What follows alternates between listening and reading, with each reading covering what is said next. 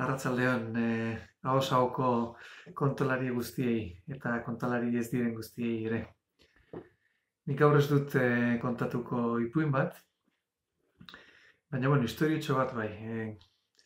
Zera gogoratu dut halako istorio bat, momentu hauetarako ondo etor daitekeena, ezta?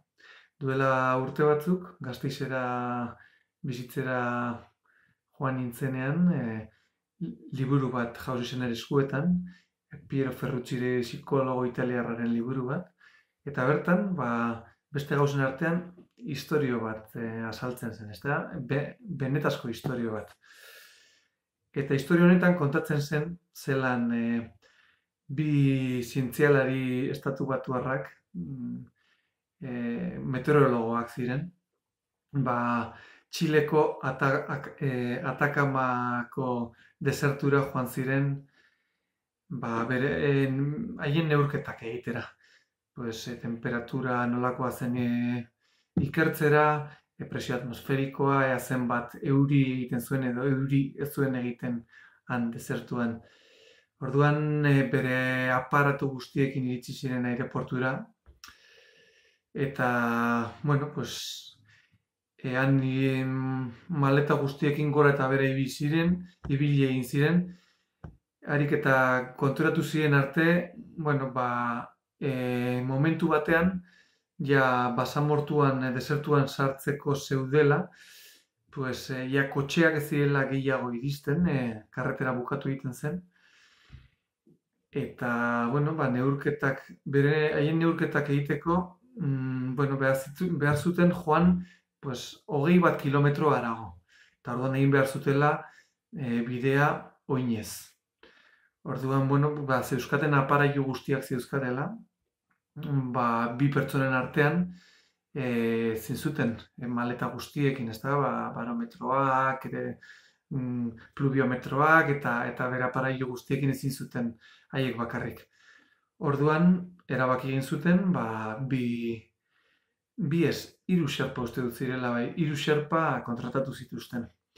Eta gainera xerpa hauek ez zuten bakarrik egingo xerpa lanak, baita gida lanak egingo zituzten, ze, klaro, Atakamako desertuan, haiek ez zuten kontrolatzen asko, ikertu egin zutela asko teorikoki, baina, ez zuten ezagutzen desertua. Orduan, xerpa hauek kontratatu zituzten, gidak ziren hauek, eta sartu egin ziren neurrengo egunean, kotxea iristen zeneraino heldu ziren, maleta pisudun astun horiek hartu, eta hor joan ziren bi zientzialariak, bi meteorologoak, eta xerpak 5 orduko bidaia edo edukiko zuten, edo 5 ingurukoa izango zen.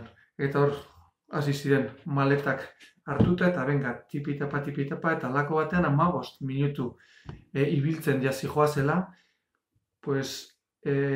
txiletarrak, xerpak gelditu ziren hirurak ia batera, maletak lurrean utzi, eta han gelditu ziren itxaroten bezala.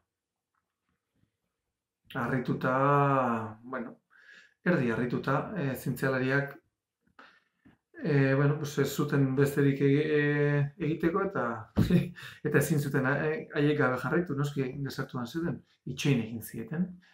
2 minutu, 3 minutura, xerpa txiletarrak berriz hartu zituzten maletak, eta martxan jarri ziren. Orduan, zientzialariak, baita hartu zituzten haien aparailuak, eta benga, jarraitu zuten martxan. Eta handik 15 minutura, berriz, 3 xerpak maletak utzi egin zituzten batera, eta itxaroten bezala geratu ziren, geldi. Eta meteorologoek, asper eginda, pentsatu zuten, baina hauek zertan dabiltzate. Iritsi behar gara haraino, ez dakit noraino, 20 kilometro 5 ordu eman behar ditugu, eta 15 minuturu daude gelditzen, ez dakit zeri itxaroten, zer raio. 2 minutura berriz hartu zituzten xerpek batera haien maletak eta abiatu egin ziren. Eta pelotoia berriz martxan jarri zen. 15 minutu pasatan berriz. Maletak bera, eta ja bi zientzialariek, Estatu Batuetako hauek, ez zuten sinisten. Iritsi behar ziren neurketak egiteko lekura eta ezin zuten hainbeste denbora galdu, gaua egingo zitzaien. Orduan buelta eman eta batek esan zien hiru xerpei. Aizue, zer gertatzen da ba, 15 minuturo gelditzen ari zaretela, behin da berriz. Eta batek erantzun omen zion, ba, gelditzen zirela 15 minuturo, hain azkar zijoazela, ba, hori, gelditu egin behar zirela 15 minuturo haien arimak itxaroteko.